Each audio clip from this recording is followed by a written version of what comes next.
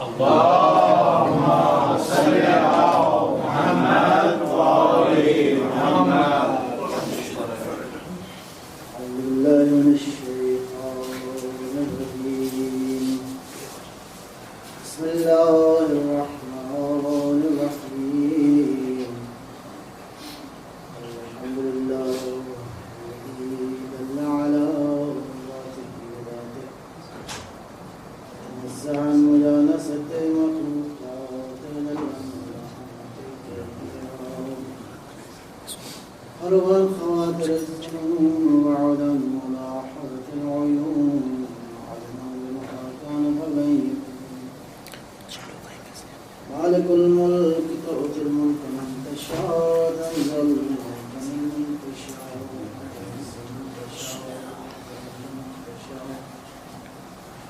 بيده الخير وهو على كل شيء قدير. الصلاة والسلام على سيدنا أشرف الأنبياء والمرسلين سيد الأبرار ومحمة الأخيار زين الرسالة والنبوة ينبوع الحكمة والفتوة نبي الأنبياء وسفي الأسفياء والذي استوت الأنوار واستنجات الشمس والأقمار وبظهوره تجلت الأسرار الذي في السماء اسمه أحمد وفي الأرض بالقوس محمد. اللهم صل على محمد وآل محمد وعجل فرجه.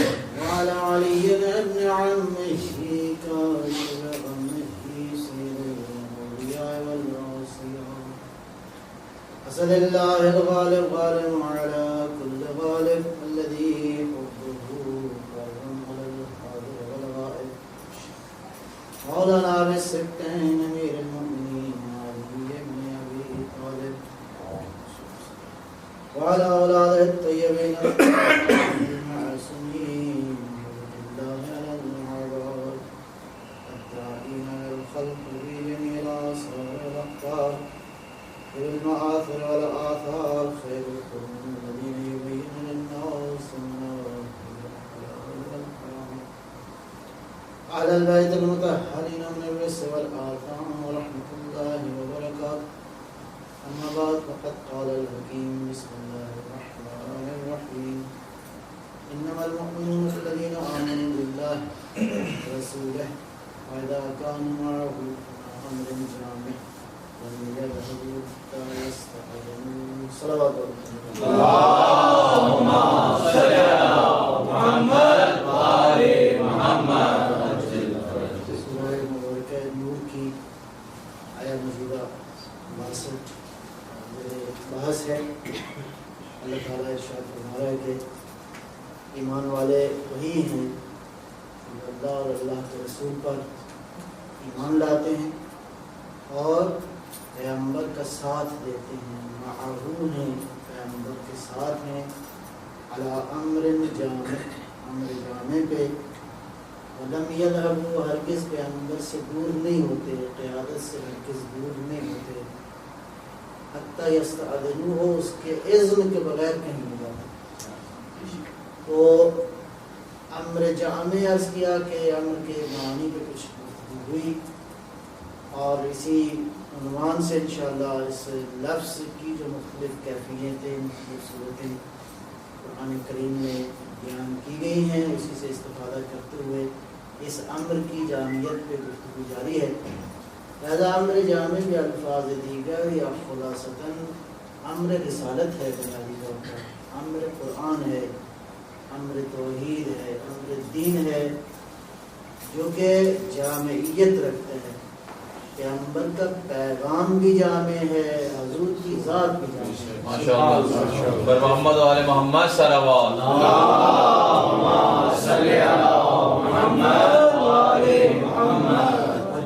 بالکل مکمل جامعیت کے ساتھ یہ میسج آیا ہے اور قیامت تک یہ رہے گا. اور اسی میسج کو بالآخر اللہ کا وعدہ ہے کہ اس زمین پہ اس دین کی حاکمیت ہوگی انشاءاللہ. لیکن اس سے پہلے ضرورت ہے کہ ہم واقعاً اس کی جامعیت کو درک کریں کہ کیا واقعاً یہ دین جامع ہے. یہ دین یہ اتنی جامعیت رکھتا ہے کہ انسانیت کو تمام تر پہلوؤں میں اس کی رہنمائی کر سکے. ظاہر ہے کہ انسان کی زندگی کے مختلف پہلو ہیں. ان تمام تر پہلوؤں پہ آیا اس دین میں اتنی قوت ہے, اس دین میں اتنی توان ہے, آیا اس دین میں اتنی لیڈرشپ کی صلاحیت ہے کہ ساری نوع بشر کو کہے کہ آ جاؤ میرے دامن میں پناہ لیں. یقیناً ہمارا دعویٰ یہ ہے کہ یہ دین اتنی جامعیت رکھتا ہے, لہذا اس کے لیے مختلف ادلہ ہیں. بنیادی طور پر خود قرآن کریم کے اگر ہم اوراق کو پلٹ کے دیکھیں تو پروردگار نے مختلف انداز میں یہ بات بیان فرمائی ہے کہ میرا حبیب بھی جامع ہے اور اس کا پیغام بھی جامع ہے. اور وما ارسلناک الا کافۃ للناس, میرا رسول ہم نے آپ کو سب انسانوں کے لیے مبعوث فرمایا ہے. قرآن کریم کے لیے ارشاد فرمایا کہ ذکر للبشر, کہ یہ ساری بشریت کے لیے یہ پیغام جو ہے وہ ہدایت کا ہے.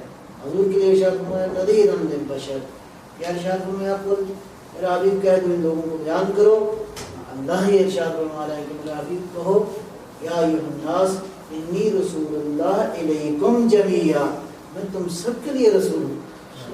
ہماری تمام تر نوع بشر کے لیے مجھے اللہ نے رسول بنا کر بھیجا ہے. یا ارشاد فرمایا ایک اور جگہ پہ اوحی الی ھذا القرآن, یہ جو اللہ نے میری طرف اس قرآن کو وحی فرمایا ہے, یہ قرآن اس لیے ہے لانذرکم بہ, تاکہ میں تم تک بھی اس قرآن کا میسج پہنچاؤں, تمہیں سمجھاؤں کہ یہ قرآن کیا کہتے ہیں, اس قرآن کی حقیقت کیا ہے. یہ تمہارے لیے فلاح و سعادت کا میسج لے کر آیا ہے. ومن بلغ, اور جہاں جہاں تک یہ قرآن جائے گا رسول کا یہ میسج.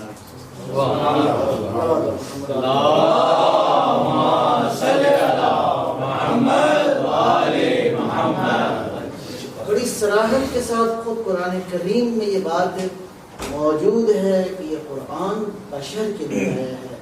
البتہ اب آگے استعداد ہے, انسان کی بساط ہے, انسان کی ہمت ہے کہ اس سے قرآن سے استفادہ کرے. ظاہر ہے کہ قرآن سے استفادہ وہی کرے گا جو قرآن کے قریب ہو جائے گا, جو قرآن کی نورانیت سے اپنے آپ کو قریب کرے گا. اسی لیے ارشاد فرمایا بسم اللہ الرحمن الرحیم الف لام میم ذالک الکتاب لا ریب فیہ ھدی للمتقین. یہ ہے تو سب کے لیے ہے, لیکن فائدہ اس کو دیتا ہے جو متقین سے ہے. صلوات بر محمد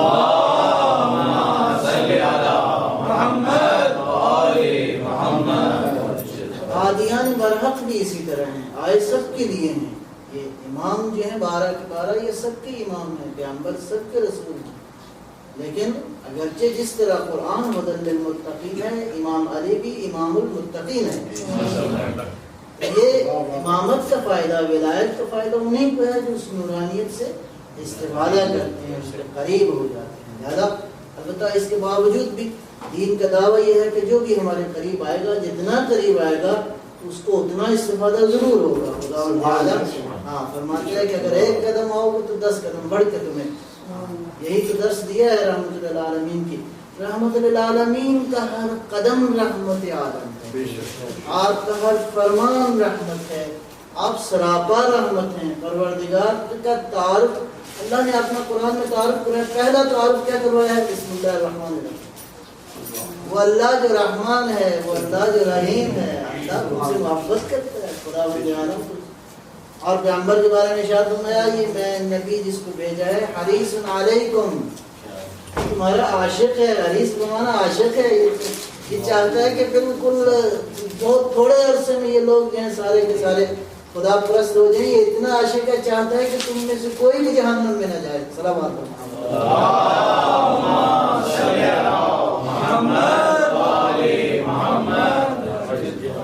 تو دین کے اندر اتنی قوت ہے, لہذا اس کے مقابل جو ہے ہمارے پاس بہت سارے دلائل موجود ہیں کہ یہ دین زندگی کے ہر پہلو میں رہنمائی کرتا ہے. اس کے جو بنیادی بعض دلائل ہیں, ایک تو یہ ہے کہ یہ دین اور ہمیں ناز ہے, ہمیں واقعی فخر ہے اس بات پر اہل بیت علیہ السلام کی دی ہوئی تعلیمات کی روشنی میں کہ یہ مکتب وہ ہے جس نے دین کی حقیقت کو بیان کیا. البتہ اس دیکھیں اسلام میں تو کمی نہیں ہے، اسلام کی انٹرپریشن کا مسئلہ ہے. اسلام کی وہ انٹرپریشن جو اہل بیت کرتے ہیں وہ واقعی انسانیت کے لیے رحمت ہے. جو اہل بیت سمجھے ہیں قرآن کو، حدیث کو، پیغمبر کی رسالت کو، قرآن کریم کے اسرار کو، لہٰذا وہاں سے جو میسج آیا ذرا انسان کو ہم دعوت دیتے ہیں. علماء فکریہ ہے، میرے اہل بیت پہ جا کے دستک دیکھو تو دیکھو وہ چیزیں جو اہل بیت نے بیان کی ہیں، بلاغت ہزاروں لاکھوں کی تعداد میں یہ احادیث یہ فرامین موجود ہیں. لیکن بہرحال ستم ظریفی یہ ہے کہ تاریخ کے گرد و غبار میں وہ تعلیمات ابھی تک روشن نہیں ہو سکی. انشاءاللہ ہمارا فرض یہ ہے کہ اہل بیت علیہ السلام کی اس عظمت کو دنیا کے سامنے روشناس کرائیں.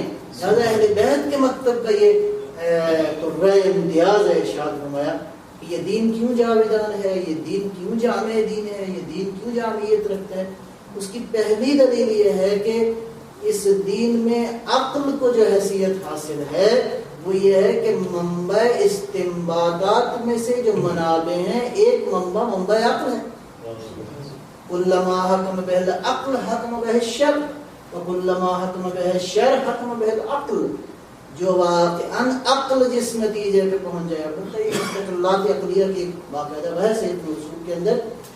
لہذا عقل کو بنیادی طور پہ ایک سورس قرار دیا گیا ہے انسانی سماج کی مشکلات کو سمجھنے میں لیے، اور شریعت اس کی تائید کرتی ہے. بلکہ ہم تو یہ کہتے ہیں کہ شعر مقدس ہماری نظر میں وہ شعر ہے جس کو ہمارا عقیدہ یہ ہے کہ اللہ نے جب عقل خلق کی تو وہ نور مصطفیٰ تھا. صلوات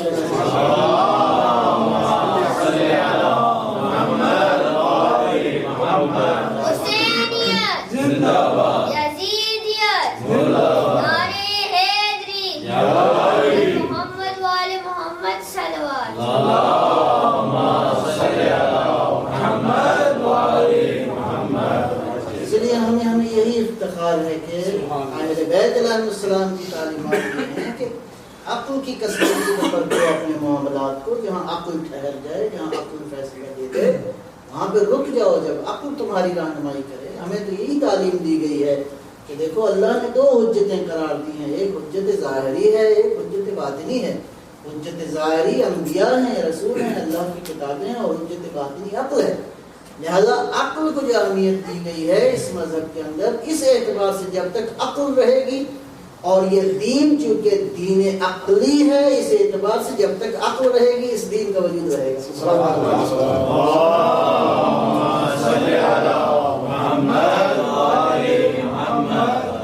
پہلی دلیل ہوئی کہ یہ دین دین جاویدان ہے، یہ دین جامعیت رکھتا ہے، یہ دین انسانی زندگی کے تمام پہلوؤں کا احاطہ کر سکتا ہے. دوسری بات، یہ دین بالکل فطرت کے مطابق ہے. یہ دین فطرت ہے، اور آپ کو علم ہے کہ فطرت کبھی نہیں تبدیل ہوتی، اور تمام تر انسانوں کی فطرت بالکل ایک جیسی ہے. اگرچہ مشرق کا رہنے والا ہو، مغرب کا رہنے والا ہو، مڈل ایسٹ کا رہنے والا ہو، کسی بھی خطے کا رہنے والا ہو، دنیا کا ہر بشر بحیثیت بشر اس کی فطرت ہے. فطرت میں نہیں تبدیلی آئی، اور فطرت وہی ہے جس کو اللہ نے گون دیا ہے طبیعت بشر کے اندر. فطرت اللہ التی فطر الناس لا تبدیل لخلق اللہ، کہ اللہ نے جو خلقت میں ڈال دیا ہے، اور جو خلقت ہے اس کو تو آپ چینج نہیں کر سکتے. ایک ہی کارخانے کی بنی ہوئی ایک چیز اگر مارکیٹ میں جائے گی تو یہ نہیں ہوگا کہ ایک کوئی اور فنکشن کرے اور دوسری کوئی اور فنکشن کرے.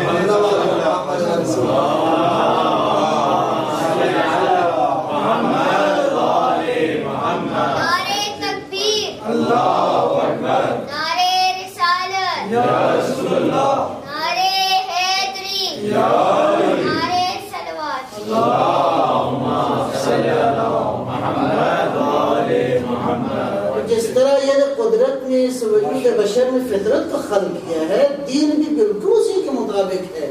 اور یہ نہیں ہوتا کہ ایک کارخانے کی چیز بنی کہیں اور سے ہو اور اس کا مینول کہیں اور سے آئے. یعنی جہاں بنائی گئی ہے وہی مینول دے گا. لہٰذا خالق نے جس طرح اس کو بنایا ہے وہ اس کی فطرت کو جانتا ہے، اس کی سوچوں سے آگاہ ہے، اس کی طبیعت سے آگاہ ہے، اس کے مزاج سے آگاہ ہے. لہٰذا جس نے افعلہمہا فجورہا تقواہا، جس نے اس کے وجود میں جو استعداد رکھ دی ہے وہ بہتر جانتا ہے کہ اس استعداد کو کیسے قربان چڑھائے، یہ استعداد کس طرح کمال تک جائے گی، یہ استعداد کو کس طرح پرواز کرنی ہے. لہذا خالق نے اس کو خلق بھی فرمایا ہے اور ساتھ مینول بھی بھیجا ہے. صلوات محمد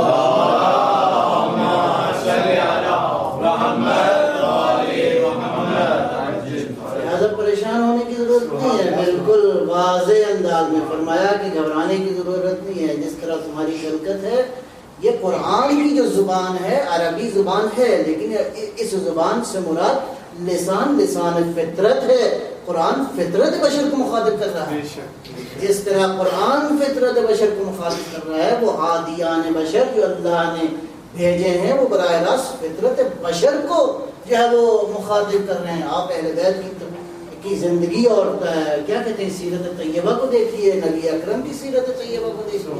تمام تر جو ہادیان برحق ہیں وہ بالکل خطاب کرتے ہیں تو براہ راست گورے اور کالے کو دیکھ کر نہیں کرتے، آقا اور نوکر کو دیکھ کر نہیں کرتے، بحیثیت بشر دیکھتے ہیں کہ کیا اس کی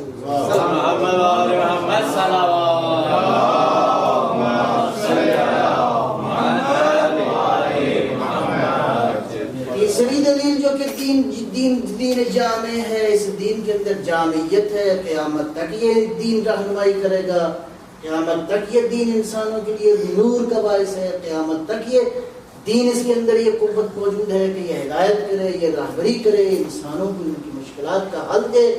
اور اگلی دلیل یہ ہے کہ قرآن یہ دین جہاں ظاہر کی اصلاح کرتا ہے، ظاہر میں کہتا ہے کہ طہارت نصف ایمان ہے، ظاہر میں کہتا ہے کہ اپنے آپ کو پاک رکھو، ظاہر میں نجاستوں سے دور کیا گیا ہے، حلال اس لیے قرار دیا گیا ہے، جو حسین ہے اس کو حلال قرار دیا گیا ہے، جو مکروہ ہے اس کو حرام قرار دیا گیا ہے، جو برا ہے اس سے نجاست سے دور رکھا گیا ہے. لہذا تمہارے ظاہر کو بھی سنوارتا ہے، تمہارے باطن کو بھی سنوارتا ہے. اگر باطن کو نہ سنوارے تو امبیلنس ہو جائے، عدم توازن کا شکار ہو جائے معاشرہ. انسان ظاہر میں ممکن ہے بہت ساری صلاحیتیں حاصل کر لے، دولت حاصل کر لے، کمال حاصل کر لے، علم حاصل کر لے، لیکن جب علم کے پیچھے باطن کی اصلاح نہ ہو تو یہی علم ڈسٹرکٹیو ہو جاتا ہے، یہی علم تباہی لے کے آتا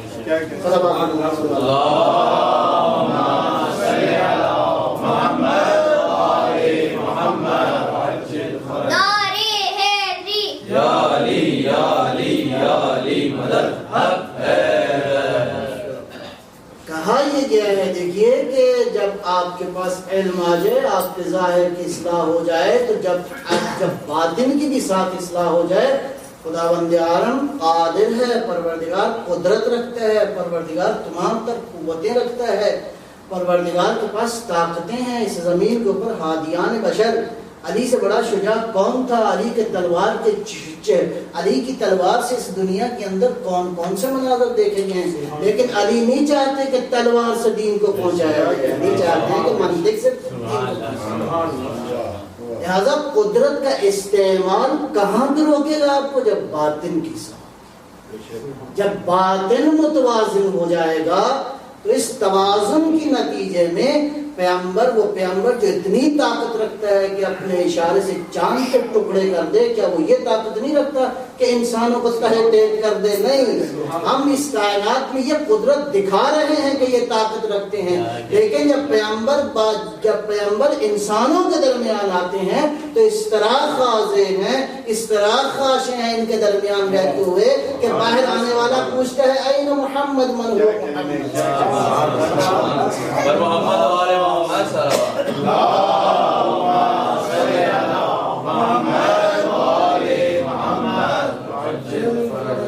یہ ایسے رہبر ہیں من انفسکم، یہ تم ہی میں سے ہیں، تم میں سے غیر نہیں ہے.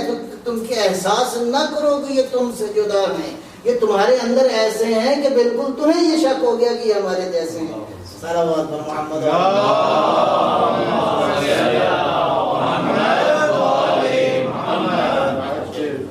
اس طرح خدا رحیم و کریم ہے، اسی طرح یہ تمہارے لیے رحیم و کریم ہے. لہذا اگلے مرحلے میں عرض کیا کہ جہاں دین ظاہر کی اصلاح کرتا ہے، باطن کو بھی متوازن کرتا ہے. اور اگلے مرحلے میں یہ دلائل بہت سارے ہیں. ان دلائل کی روشنی میں ہم کہتے ہیں کہ یہ دین جامع ہے. یہ دین عرض کیا کہ یہ دین اس دین کے اندر عقل بنیادی طور پہ ایک منبع ہے. دوسری بات عرض کی کہ یہ دین فطرت ہے. تیسری بات عرض کی کہ یہ دین جہاں ظاہر کی اصلاح کرتا ہے وہاں باطن کی بھی اصلاح کرتا ہے. اس کے علاوہ بھی دلائل موجود ہیں. اسی دین کے اندر اسی مکتب کے اندر جو ہے بیت صلوات اللہ علیہ مجمعین سے ہم تک پہنچا ہے. دنیا کے اندر آج مسائل ہمارے پاس موجود ہیں. وہ قواعد جن کی وجہ سے انسانیت کو رہنمائی ملتی ہے, ان فقہی قواعد کو جن کو قواعد حاکمہ کہا جاتا ہے, بہت سارے قواعد ایسے ہیں کہ اگر آپ کو کہیں مشکل آ جائے تو دین فوراً رہنمائی کرتا ہے. کہیں پریشانی آ جائے, کہیں گمبھیر مسئلہ ہو جائے, کہیں کمپلیکیشن آ جائے تو دین کہتا ہے وما جعل علیکم من حرج, اللہ نے تمہارے لیے حرج قرار نہیں دیا. اگر کہیں حرج آ جائے, کہیں عسر آ جائے, کہیں مشکل آ جائے تو تمہیں اجازت ہے کہ اپنے راستے کو ٹریک کو چینج کر لیں. صلوات محمد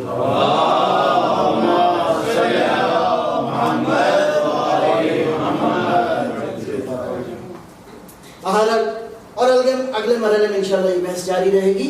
لیکن یہ ساری دین کی عظمتیں, دین کی یہ ساری نورانیت اس وقت میسر آئے گی کہ جب ان ہادیوں کے ساتھ ہو جاؤ جو ہادی تمہاری دنیا کو بھی جانتے ہیں, تمہاری آخرت کو بھی جانتے ہیں. جس طرح تمہارے وجود سے یہ آگاہ ہے کسی اور طرح, اس طرح کوئی اور آگاہ نہیں ہے. اس لیے کہ انہوں نے تم سے علم نہیں لیا, اس سے علم لیا ہے جو براہ راست تمہیں جانتا ہے, تمہارے خالق. صلوات محمد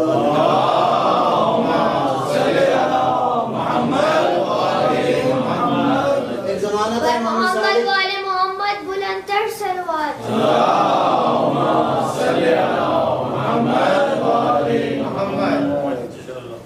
چھٹے امام علیہ السلام نے ایک زمانہ تھا ارشاد فرمایا دیکھو کہ انسان کے وجود میں 4 چیزیں ہیں جو بہت زیادہ ہیں, 8 چیزیں ہیں جو نسبتاً کم ہیں, اور 8 چیزیں ہیں جو نسبتاً بہت کم ہیں. صدیاں گزر گئی, بہرحال لوگوں کو سمجھ بھی نہیں آئی یہ کون سی چیزیں ہیں, یہ کیا ہیں جو کہ انسان کے وجود میں ہے, اور بحث کرنے والا کون ہے. صدیوں کے بعد انسان اس نتیجے پر پہنچا جو چیزیں سب سے زیادہ ہیں وہ کون سی ہیں. آکسیجن ہے, کاربن ہے, ہائیڈروجن ہے اور نائٹروجن. یہ 4 چیزیں ہیں جو انسان کے وجود میں سب سے زیادہ ہیں. جو نسبتاً کم ہیں, معصوم نے ارشاد فرمایا اس زمانے میں, جس زمانے میں ابھی بہرحال ان عناصر کا کوئی شناخت نہیں تھی, لیکن وہ تو جانتے ہیں جو عناصر کو خلق ہوتے ہوئے جس نے دیکھا.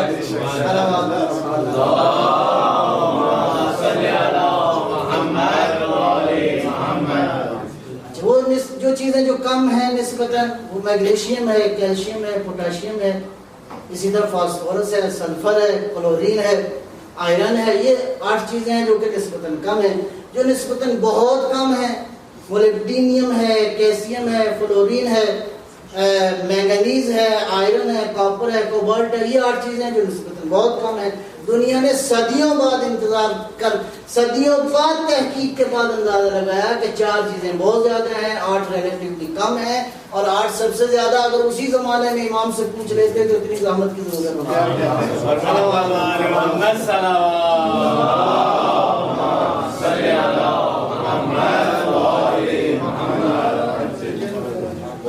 آگے بڑھ جائیں گے. یہ ایک بار صلوات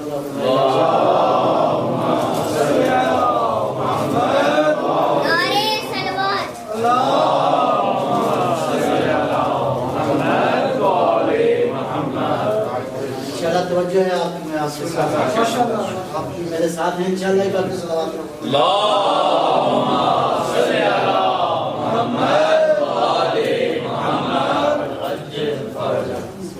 اسی مکتب کے ہم چھوٹے سے اسٹوڈنٹ ہیں, ٹھیک ہے نا. تو فرمایا ایک اور مقام پہ ارشاد فرمایا دیکھو کہ زمین کے اندر جو کچھ ہے وہ اللہ نے انسان کے وجود میں رکھا ہے. سبحان اللہ. یعنی لگتا ہے کہ مٹی کا مٹی سے بہت زیادہ گہرا رابطہ ہے. ارشاد فرمایا کہ جو انسانی وجود کے اندر موجود ہے وہ سب کچھ مٹی کے اندر ہے, اور جو مٹی میں ہے وہ انسانی وجود کے اندر موجود ہے. آج 36 ایلیمنٹس جو ایجاد ہوئے ہیں بالکل وہی ہیں جو مٹی کے اندر موجود ہیں. صلوات محمد.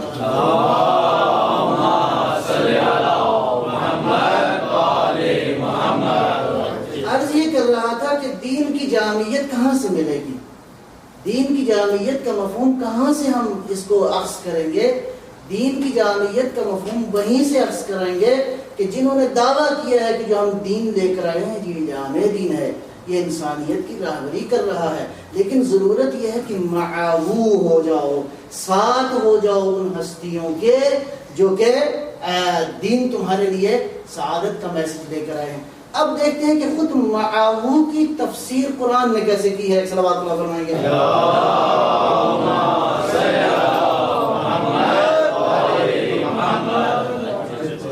کیا ارشاد فرمایا؟ محمد رسول اللہ والذین معه، محمد اللہ کے رسول ہیں۔ پہلی بات تو یہ ہے کہ یہ رسول ہیں، کچھ اور نہیں۔ ان کو اگر دیکھنا ہے تو اللہ کا رسول سمجھ کے دیکھو، یعنی یہ بیٹھیں تو رسول ہیں، کچھ بول دیں تو رسول ہیں، کچھ دے دیں تو رسول ہیں، بلند کر دیں تو رسول ہیں، بٹھا دیں تو رسول ہیں۔ سبحان اللہ، محمد رسول اللہ، یہ اللہ کے رسول ہیں۔ والذین معه، اور جو محمد کے ساتھ ہیں، ان کی خصوصیات قرآن نے بیان کی ہیں۔ ہم نے دیکھنا ہے کہ یہ خصوصیات کہاں پہ ملتی ہیں۔ پہلی صفت کیا ہے؟ اشداء علی الکفار، محمد کے جو لوگ ساتھ ہیں وہ کفار پہ شدید ہیں، یعنی ایسے شدید ہیں کہ یہ آ جائیں تو مارکہ حق و باطل میں یہی علم گاڑنے والے ہیں۔ یہ آ جائیں تو دین کا علم انہیں کے ہاتھ میں سے گاڑا جا سکتا ہے۔ یار میدان میں شدید ہیں، اس لیے کہ خدا کے ساتھ ان کا عشق شدید ہے، اس لیے کفار پر یہ شدید ہے۔ اشداء علی الکفار پہلی صفت یہ ہے، اور اس کی کامل ترین مثالیں جو ہیں سوائے اہل بیت کے ہمیں کہیں اور نظر نہیں آتی۔ اس طرح یہ اشداء علی الکفار ہیں، دیکھنا ہو تو بدر میں دیکھ لو، دیکھنا ہو تو احد میں دیکھ لو، دیکھنا ہو تو خندق میں دیکھ لو، ان کے بغیر قلعے فتح نہیں ہوتے، ان کے بغیر خندقیں فتح نہیں ہوتی، ان کے بغیر یہ بات نہیں آتی۔ اسی لیے ارشاد فرمایا کہ آج علی جا رہے ہیں کہاں پہ؟ آج کل ایمان کل کفر کا مقابلہ، لہذا ایمان کے کل کو دیکھنا ہو تو کل کا جو مظہر ہے وہ علی ابن ابی طالب۔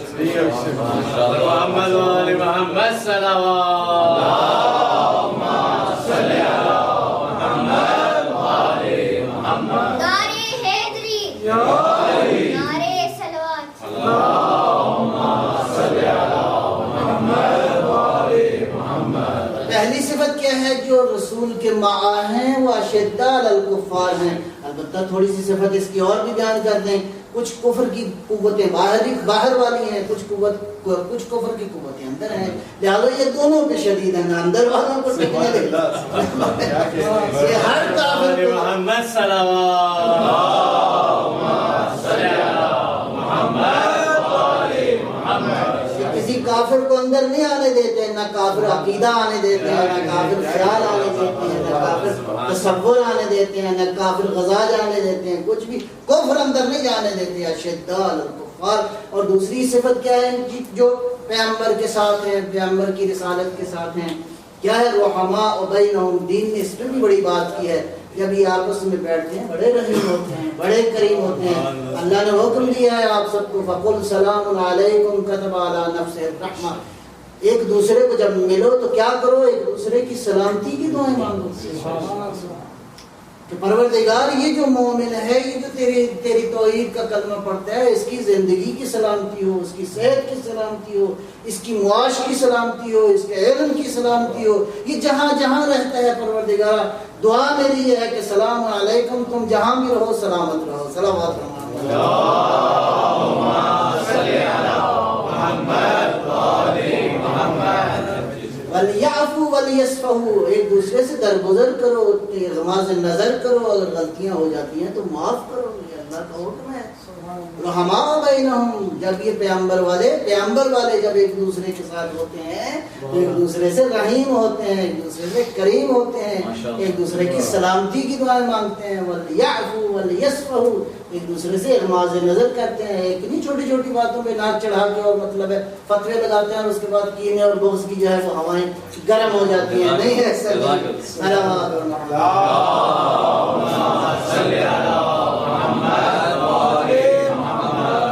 مومن کا احترام جو ہے اس پہ بہرحال علیحدہ سے لیکچر کی ضرورت ہے کہ مومن کا احترام کتنا بلند ہے۔ بس ایک بات عرض کر کے آگے بڑھوں گا مطلب کو لے کر۔ فرمایا کہ روایات میں اگر کسی مومن کی کوئی شخص توہین کرتا ہے ولو بشطر کلمت، ایک لفظ ایک لفظ، زیادہ نہیں، جملہ نہیں، ایک لفظ. اگر کوئی شخص ایک لفظ سے کسی مومن کی توہین کرے تو یہ شخص، روایت یہ کہتی ہے کہ جنت کی خوشبو نہیں سونگ سکے گی، اور جنت کی خوشبو 500 سال کے فاصلے سے سونگی جا سکتی ہے. اور یہ 500 ذرا حساب لگائیں کہاں تک ہے یہ ایک جملہ. لہذا غور فکر کرنے کی ضرورت. اللہ معاف کرے. ہم ظاہر معصوم تو نہیں ہیں. آج البتہ یہ فیصلہ کریں کہ ہم ایک دوسرے کی توہین نہیں کریں. صلوات محمد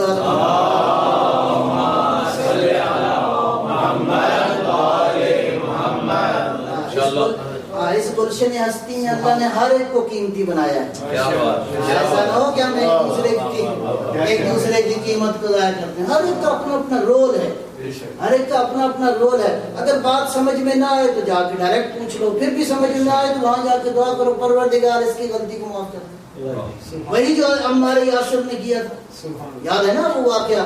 عمار یاسر جو ہیں وہ گورنر تھے اور وہ ایک جگہ سے گزرے تو ایک شخص نے خوب جناب عمار یاسر کو خوب سنائی، برا بلا کہا. آگے چلے گئے تو پیچھے والوں نے کہا خبر ہے یہ کون تھا؟ کہا نہیں مجھے نہیں خبر یہ کون. کہا یہ گورنر ہے مصر کا. تو اب وہ اس کا لرزہ و رنگام ہوا، پریشان تھا. تو پیچھے پیچھے تلاش کیا تو جا کے دیکھا جناب عمار یاسر مسجد میں خداوند عالم کے ساتھ راز و نیاز میں مشغول. جب فارغ ہو گئے تو کانپتے ہوئے کہا کہ حضور مجھے نہیں خبر تھی آپ گورنر ہیں. فرمایا میں نے مسجد میں آنا نہیں تھا، روٹین میں میرا پروگرام کچھ اور تھا. یہ جو تم نے میرے ساتھ کیا ہے تیرے لیے مغفرت کی دعا مانگنے آیا ہوں مسجد خدا کے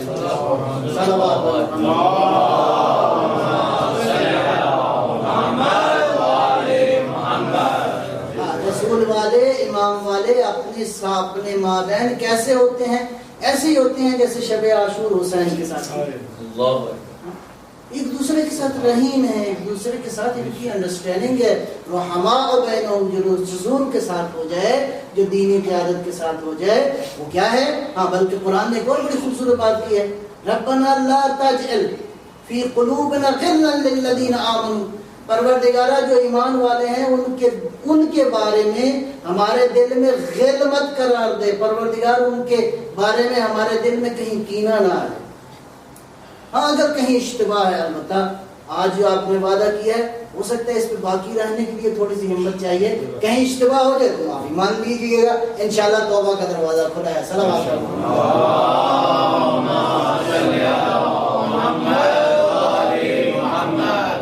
تو کیا ہوا؟ اشداء علی الکفار رحماء بینہم. اگلی صفت کیا ہے؟ تراہم سجد رکعا و سجدا. ان کو تم دیکھو گے کہ یہ رکوع میں رہتے ہیں، یہ سجدے میں رہتے ہیں، خدا کی یاد میں رہتے ہیں، پروردگار کی یاد سے کبھی غافل نہیں ہوتے. ایسے سجدہ گزار ہیں، ایسے رکوع کرنے والے ہیں، ایسی خدا کی عبادت کرنے والے ہیں کہ 14 سال رکوع کرنا پڑے تو ایسے سجدہ کرنے والے ہیں کہ اس گھر میں سجدہ کرنے والے تو بہت ہیں، لیکن ایسے سجدہ کرنے والے ہیں کہ اسی گھر میں آپ کو سید سجاد، یعنی مسلسل جو یاد خدا میں رہنے والے لوگ ہیں، یہ وہی لوگ ہیں جو معاہو ہیں. محمد رسول اللہ والذین معاہو، وہ لوگ جو پیغمبر کے ساتھ ہیں. وہ کیا ہیں؟ اشداء الکفار رحماء بینہم. اور اس کے بعد کیا ہے؟ تراہم رکعا سجدا. ہمیشہ دیکھو گے یہ خاضع ہوں گے، ہمیشہ دیکھو گے عبادت میں ہوں گے. ان کی عبادت کا یہ حال ہے کہ پروردگار ان کی عبادت کو دیکھ کر ان پہ رحمت نازل کرتا ہے. صلوات محمد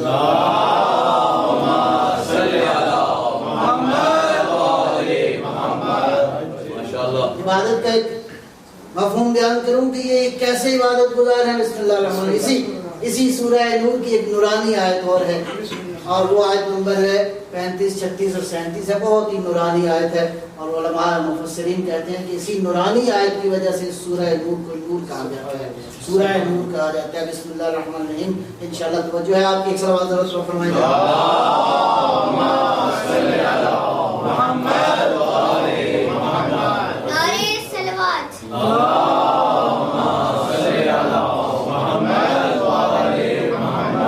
اللہ نور السماوات والارض. اللہ زمین و آسمان کا نور ہے. اللہ کو کیا احاطہ کیا جا سکتا ہے؟ نہیں کیا جا سکتا. احاطہ تو وہ کرے جو احاطے سے باہر ہو. تو یہ عقل کیا احاطہ کرے گی جو خود ہی محدود ہے. محدود کسی لامحدود کا احاطہ نہیں کر سکتا. اللہ نور السماوات والارض، اللہ زمین و آسمان کا نور ہے. اس کا معنی یہ ہے کہ چاند کی نورانیت اس کی وجہ سے ہے، سورج کی روشنی اس کی وجہ سے ہے، کائنات کے اندر لیل و نہار کا نظام اسی کی وجہ سے ہے، قرآن کی نورانیت اسی کی وجہ سے ہے، مصطفیٰ کی نورانیت اسی سے ہے، علی کی نورانیت اسی سے ہے. مثال اللہ نور السماوات والارض. آگے ارشاد فرماتے ہیں مثل نور ہی. اگر اللہ کے نور کو سمجھنا ہے تو اللہ مثال دے. اللہ نور السماوات والارض مثل نور ہی کمشکات. اس کے نور کی مثال یہ ہے کہ جیسے ایک تاپ ہو، ایک تاپچہ ہو. مثل نور ہی کمشکات فیہا مصباح. اس تاپ کے اندر ایک مصباح ہو، ایک چراغ ہو. المصباح فی زجاجۃ. البتہ یہ چراغ جو ہے ایک فانوس کے اندر، شیشے کے فانوس میں، عام فانوس میں نہیں. اس کی وجہ ہے جب یہ شیشے کے فانوس میں ہوگا تو چاروں طرف اس کی روشنی پھیلے گی. صلوات محمد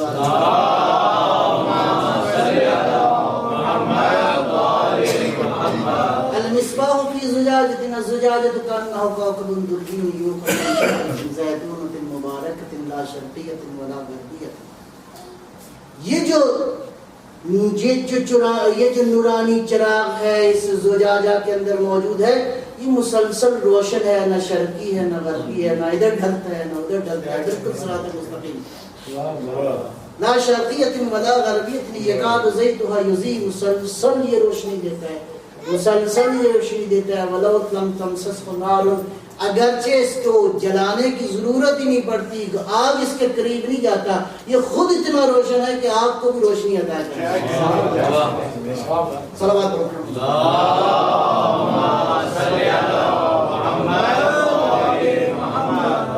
زیادہ تفصیل میں نہیں جاتا، بہرحال سادہ ترجمہ کرتا ہوں کہ اللہ کے نور کو سمجھنا ہے تو اللہ کا نور جو ایک تاپ میں چراغ ہے. یہ چراغ ایک زجاجہ کے اندر ہے جو مسلسل روشنی دے رہا ہے. ولو لم تمسسه نار نور علی نور. نور کے بعد نور، نور کے بعد نور، نور کے بعد نور، نور کے بعد نور، نور کے بعد نور، نور کے بعد نور، نور کے بعد نور. کتنے نور ہو گئے؟ 14 ہو گئے. صلوات محمد صلی علی محمد نعرے تکبیر، اللہ اکبر، نعرے رسالت، نعرے حیدری، نعرے صلوات.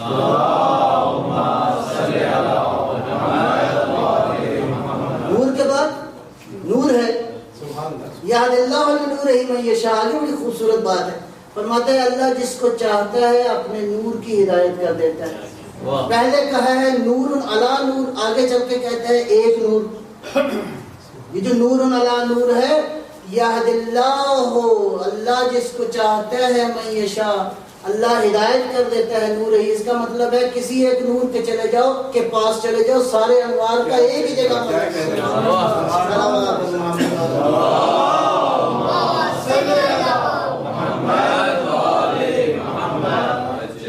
اگر موسیٰ کاظم کے پاس چلے جاؤ تو محمد کی محبت بھی آ جائے گی، علی کی محبت بھی آ جائے گی، زہرا کی محبت بھی آ جائے گی. پہلے کے پاس چلے جاؤ تو سب کی محبت آ جائے گی. آخری کے پاس چلے جاؤ اس لیے کہ کڑی سے کڑی ملی ہوئی ہے. کلنا محمد، یہ سارے مصطفیٰ کی کرنے ہیں.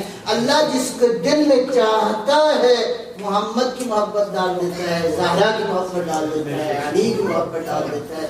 ابھی کسی کو شاید شک ہو کہ یہ جو میں نے مصادیق بیان کر دی ہیں یہ کچھ اور ہے، ہو سکتا ہے نا.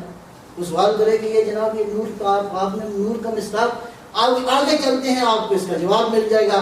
یہد اللہ لنور ہی من یشاء. اللہ جس کو چاہتا ہے اپنے نور کی طرف رہنمائی کر دیتا ہے.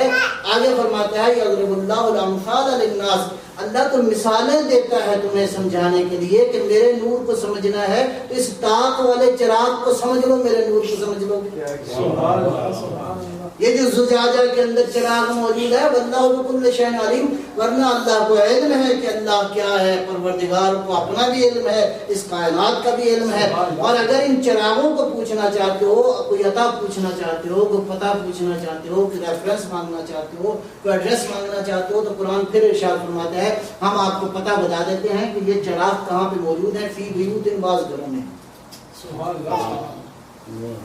فی بیوت یہ بعض گھروں میں موجود ہیں. ان گھروں کی خصوصیات کیا ہے؟ اذن اللہ یذکر فیہا و ترفع، اللہ نے ان ترفع و یذکر فیہا اسمہ و یسبح لہ فیہا بالغدو والآصال.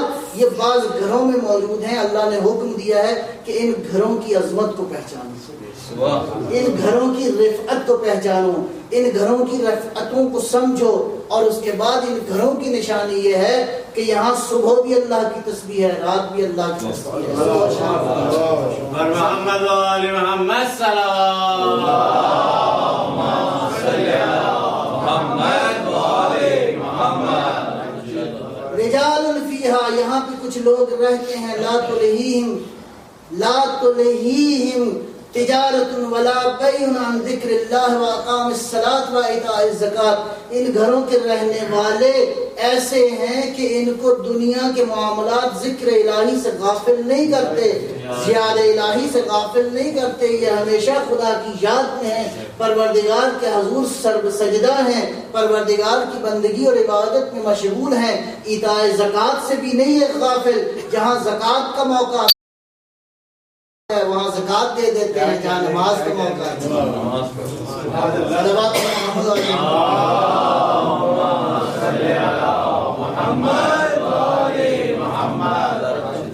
جب یہ آیت تلاوت کی نبی اکرم صلوات اللہ السلام علیہ نے تو محفل میں موجود تھے.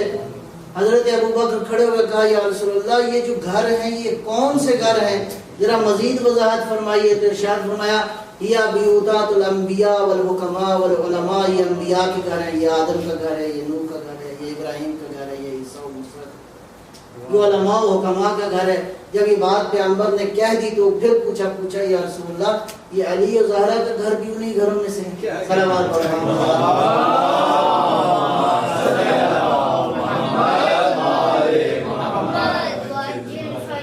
کیا یہ انہی گھروں میں سے ہے کہ جن کا گھر، یا کیا یہ گھر آدم کے گھر کی طرح ہے، یہ نوح کے گھر کی طرح ہے، یہ ابراہیم و اسماعیل کے گھر کی طرح ہے؟ شاہ فرمایا نہیں، ان گھروں میں سے نہیں. لیس منہن، ان گھروں میں سے نہیں ہے یہ گھر. یا رسول اللہ کہ یہ کن گھروں میں سے ہے؟ فرمایا بل افضل منہن، یہ سب گھروں سے افضل ہے.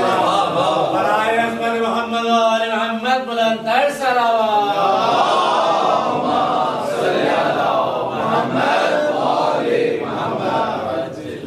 گھر کی تسبیح کو آدم کے گھر کی تسبیح سے قیاس مت کرو. اس گھر کی تسبیح اور عبادت کو ابراہیم کے گھر سے قیاس مت کرو. ابراہیم کا گھر بھی نورانی گھر ہے، لیکن یہ گھر کہاں؟ اور ابراہیم و اسماعیل اور موسیٰ و عیسیٰ کا گھر کجا؟ علی و فاطمہ کا گھر ان گھروں سے بلند ہے. اس کا معنی یہ ہے کہ صبح بھی اللہ کی تسبیح میں ہے. یہ جو عمل بھی کر رہے ہوں، کہ چکی چلا رہے ہوں تو خدا کی یاد میں ہے، چکی نہ چلا رہے ہوں تو خدا کی یاد میں ہے. یہ میدان جنگ میں ہو تو یاد خدا میں ہے، یہ میدان حرب سے علاوہ کہیں اور ہو تو یہ اللہ کی عبادت کے اندر مشغول ہے.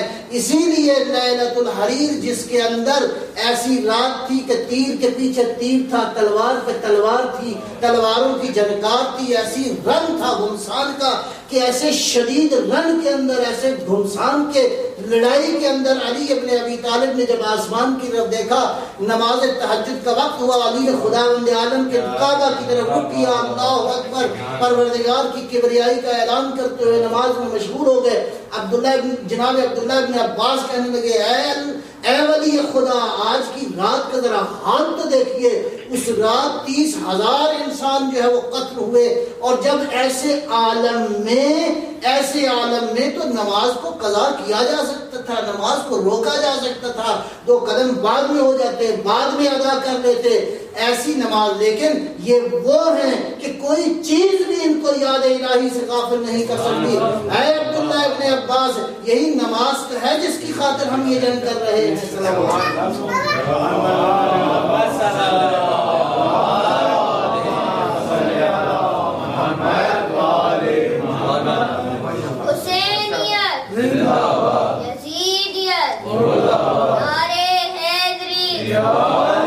محمد والے محمد صلوات.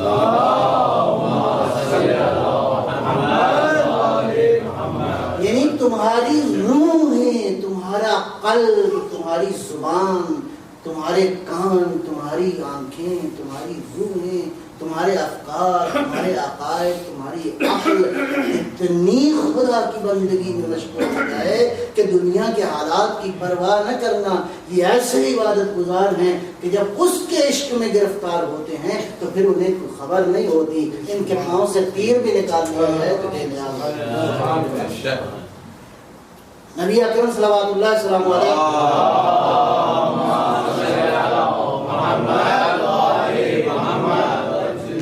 پیغمبر، وہ پیغمبر جس کے بارے میں اللہ نے ارشاد فرمایا بسم اللہ الرحمن الرحیم یا ایھا المزمل قم اللیل. وہ نبی اپنی بیٹی کی عبادت کا حال بیان کرتے ہیں. ایک مقام پہ ارشاد فرمایا کہ میری زہرا، میری بیٹی فاطمہ جب مصلی عبادت پہ کھڑی ہوتی ہے اس کے وجود سے ایک نور ساطع ہوتا ہے جو آسمان کی طرف جاتا ہے، ساتوں آسمانوں کو چیرتا ہوا، کراس کرتا ہوا اللہ کی کرسی تک پہنچتا ہے، وہاں سے عرش الہی تک پہنچتا ہے. یہ نور، اس نور کی تمازت اتنی ہے، اس کی شدت اتنی ہے، اس کی حدت اتنی ہے، اس کی روشنائی میں اتنی قوت موجود ہے کہ اللہ کی نورانی مخلوق فرشتے اللہ سے پوچھتے ہیں پروردگار یہ نور اتنا شدت والا ہے کہ ہم پہچان نہیں پا رہے، شدت والا نور، نور کو نورانی مخلوق نہیں سمجھ پا رہی. پیغمبر فرماتے ہیں کہ آواز قدرت آتی ہے، او فرشتو میرے اس نور کی اگر عظمت کو جاننا چاہتے ہو. میں یہاں پہ تبصرہ بات کو آگے بڑھاؤں گا بعد میں، پہلے یہ عرض کروں گا یہ نور اتنی شدت والا ہے کہ وہ فرشتے جو اللہ نے تسبیح کے لیے خلق کیے ہیں، وہ فرشتے جو اللہ کی مسلسل بندگی کرتے ہیں، اس نور کی شدت کو دیکھ کر مانا یہ ہوا ہے کہ تسبیح چھوٹ گئی ہے، اس نور کی طرف متوجہ ہوئے ہیں، بارگاہ ربوبیت پہ سوال کیا ہے پروردگار یہ نور کیسا نور ہے. آواز قدرت آتی ہے اے فرشتو، اے میری تسبیح کرنے والو، اے میری بندگی کرنے والو، اے صبح و شام سبحان اللہ کہنے والو، اے اللہ کی کبریائی کا کلمہ پڑھنے والو، سنو میں فضائل بیان کر رہا ہوں. یہ نور اس وقت میری کنیز فاطمہ مصلی عبادت پہ ہے، یہ اس کی عبادت کر رہی ہے. اللہم صلی علی محمد وآل محمد. برائے عظمت شہزادی کونین بلند تر صلوات.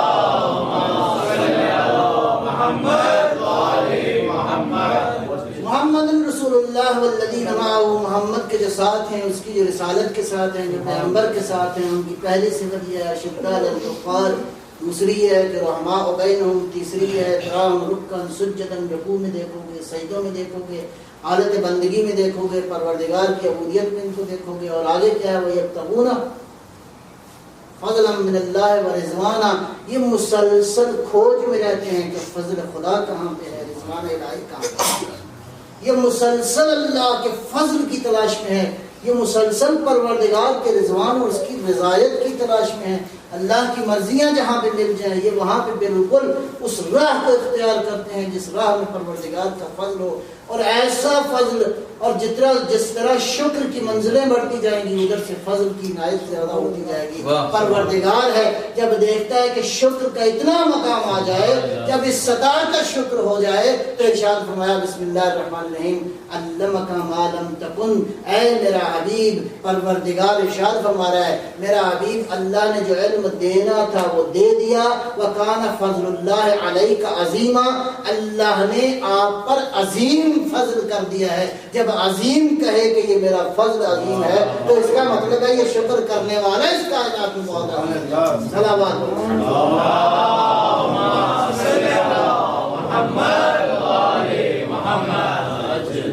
الفضل بید اللہ یؤتیہ من یشاء، یہ فضل اللہ کے ہاتھ میں ہے، جس کو چاہتا ہے عطا کر دے. لہذا دیکھتا ہے کہ شکر کی منزلیں کیسی ہیں، شکر کی حالت کیسی ہے، شکر کی نوعیت کیسی ہے. یہ انسان شاکر کیسا ہے، جیسے جیسے شکر بڑھتا جائے گا ادھر سے فضل عنایت ہوتی جائے گی. ورضوان، اور اللہ کے رضوان کو، یعنی کسی اور چیز کے طلبگار نہیں ہیں، فقط اللہ کا رضوان چاہتے ہیں. نہ دنیا سے طلبگار ہیں، نہ دنیا کے اجر کے طلبگار ہیں، نہ دنیا سے کوئی چیز مانگتے ہیں. مانگتے کیا ہیں؟ کہتے ہیں کہ پروردگار کا رضوان مل جائے، اللہ کی مرضیاں مل جائیں. اسی لیے تو قرآن نے ان کے اس رضوان کی تلاش کے نقشے کو یوں کہا ہے وَيُطْعِمُونَ الطَّعَامَ عَلَىٰ حُبِّهِ مِسْكِينًا وَيَتِيمًا وَأَسِيرًا. جب خدا کی راہ میں دے دیتے ہیں تو کیا اعلان کرتے ہیں إِنَّمَا نُطْعِمُكُمْ لِوَجْهِ اللَّهِ، ہم نے اللہ کی خاطر دیا ہے. وَلَا نُرِيدُ مِنكُمْ جزاء ولا شکورا، نہ تم سے ہمیں جزا چاہیے نہ تمہارا شکریہ ادا کرنا چاہیے، ہم نے تو خدا کی خاطر کیا ہے۔ جب پروردگار ان کی اس اطاعت کو دیکھتا ہے، اس کی بندگی کو دیکھتا ہے، اس مظہر کو دیکھتا ہے کہ یہ میرے بندے اتنے عاجز ہیں، یہ میرے بندے بندگی اور عبودیت کی اس مرحلے پہ ہیں کہ کسی سے طلبگار نہیں ہے، فقط مجھ سے طلبگار ہیں، اگلے چند مرحلے پہ جا کے یہی آیا بیان کر رہی ہے کہ اگر تم بندوں سے نہ جزا مانگتے ہو نہ بندوں کے شکر گزار ہو، ان ھذا لکم جزاء وکان سعیکم مشکورا، اللہ تمہیں جزا دے رہا ہے، پروردگار تمہارا شکر ادا کر رہا ہے۔ صلوات محمد اللہم صلی علی محمد و آل محمد۔ نعرہ حیدری بر محمد و آل محمد بلند تر صلوات۔ اللہم صلی علی محمد و آل محمد۔ یہی وہ لوگ ہیں تراہم، یہی وہ لوگ ہیں سیماہم فی وجوہہم من اثر السجود ذالک مثلہم فی التوراۃ و مثلہم فی الانجیل، یہی وہ لوگ ہیں جن کا تورات میں بھی ذکر ہے، جن کا انجیل میں بھی ذکر ہے۔ بحث کو انشاءاللہ ابھی آج کے لیے اتنا کافی ہے، اگلے مرحلے میں انشاءاللہ بحث کو کریں گے کہ وہ لوگ کامیاب ہیں جو رسالت کے ساتھ ہیں، جو دینی قیادت کے ساتھ ہیں، اور ان کے اوصاف بھی قرآن میں بیان کیے ہیں کہ جب بارگاہ نبوت میں ہوتے ہیں، جو بارگاہ نبوت کے ساتھ ہوتے ہیں، ان کا کردار کیسا ہوتا ہے، ان کا عمل کیسا ہوتا ہے۔ معمولی لوگ نہیں ہوتے، یہ بلند لوگ ہیں جو اپنے امام کے ساتھ ہوتے ہیں۔ اسی لیے تو کربلا کے میدان میں ایسے ایسے لوگ تھے جن میں حبیب جیسے لوگ، جو ایسا انسان تھے جو نماز عشاء کے ادا کرنے کے بعد حبیب جب سجدے میں جاتے تھے تو جب سر اٹھاتے تھے تو قرآن کی تلاوت مکمل ہو چکی ہوتی تھی۔ ایسے شاگردوں کے لیے ظاہر ہے کہ ایسا ہی آقا زیبا ہے جو جب نیزے کی بلندی پہ جائے تو قرآن کی تلاوت کرے۔ آج شب جمعہ ہے، کاسہ گدائی لے کے چلتے ہیں اس کی بارگاہ میں، جو مظہر ہے سریع الرضا کا۔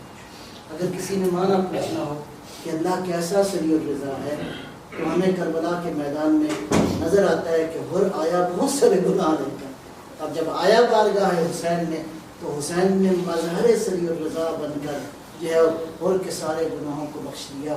آج کاسہ گدائی لے کے چلتے ہیں، مولا ہم عزادار ہیں آپ کے، مولا آپ کے چاہنے والے ہیں، آج گناہ لے کر آئے ہیں، آج پریشانیاں لے کر آئے ہیں، اس پاکیزہ رات کا واسطہ میرے مولا ہماری شفاعت کیجئے۔ اس لیے علماء نے لکھا ہے، ایک روایت لکھی ہے، کہا کہ امام صادق سے روایت ہے کہ میرے جد عرش الہی پہ بیٹھ کر جب زمین پہ نگاہ کرتا ہے میرا مولا حسین تو تین آدمیوں پہ خصوصی نگاہ ہوتی ہے، ایک وہ جو مجلس کا بانی ہے، ایک وہ جو زائر کربلا ہے، ایک وہ جو حسین کی مجلس میں بیٹھ کے روتا ہے۔ یہ گریہ کرنے والے جب روتے ہیں تو میرا مولا جا کے شفاعت کرتا ہے بابا علی سے، کہا بابا یہ میرے غم میں رو رہے ہیں، یہ گناہگار ہیں، ان کی شفاعت کیجیے۔ حسین جاتے ہیں اپنی ماں فاطمہ کے ساتھ، ماں یہ میرے چاہنے والے ہیں، یہ عزادار میری یاد میں رو رہے ہیں۔ اسی طرح پروردگار کی بارگاہ میں حسین کہتا ہے پروردگارا ان رونے والوں پہ رحم فرما، میرا مولا آج ان گناہگاروں کی بخشش کا پروردگار کی بارگاہ میں آج تجھے شفیع قرار دیتے ہیں، اس لیے کہ یہ وہ ہیں کہ جنہوں نے سوائے خدا کی رضوان کی کسی اور کو نہ چاہا۔ اس لیے تو زینب نے میدان کربلا میں کیا اعلان کیا، حسین جیسا قتل کروانے کے بعد، حسین جیسے بھائی کو راہ خدا میں دینے کے بعد، آپ کو علم ہے کہ شب شام غریبہ زینب نے کیا کیا ہے، اس بہن نے کیا کیا ہے؟ مقاتل نے لکھا کہ زینب گئی بھائی کے کٹے ہوئے گلے کے پاس جا کے آسمان کی طرف نگاہ کر کے کہا اللہم تقبل منا مالک قربان کریا، پروردگار تو ہم سے یہ قریب سے قربانی کر۔ اللہ اکبر، زینب کی نظر میں بھیا حسین کی قربانی، پروردگار تیری توحید کو سمجھنا ہو تو آ جاؤ ذرا زینب پہ آ کے، تمہیں حقیقت سمجھ آئے گی توحید کی۔ اور یہ بھائی اور بہن کا رشتہ بڑا ہی عجیب تھا. بس ایک بات سن لیجیے. عبداللہ بن جعفر سے روایت ہے, کہتے ہیں کہ ہم گئے شام میں, تو روزانہ میں خیال کرتا تھا اپنی زوجہ کا. ایک روز جناب زینب نے کہا عبداللہ, کہا جی آقا زادی مجھے ایسا کرو کہ ذرا صحن میں لٹا دو. کہا میں صحن میں لے گیا چٹائی کو, بی بی کو وہاں پہ لٹا دیا. تھوڑی دیر کے بعد میں جب دور سے دیکھا تو میں نے دیکھا کہ بی بی کے اوپر کوئی کپڑا پڑا ہے اور زبان جو وہ ہل رہی ہے. میں قریب گیا تو زینب کے اوپر وہ خون آلود پڑتا تھا جو زینب کربلا سے واحد تحفہ لے کر آئی تھی, اور زبان کے لفظ کیا تھی؟ حسین حسین حسین.